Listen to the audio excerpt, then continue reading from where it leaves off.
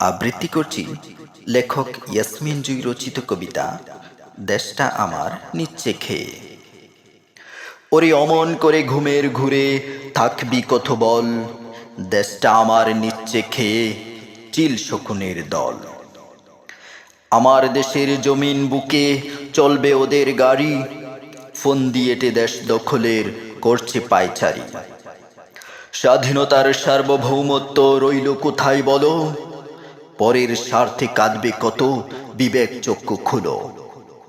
যারা দুহাত ভরে নিতে জানে দেবার বেলা নাই, বলো চক্ষু বুঝে তাদের কি আর বন্ধু ভাবা যায়।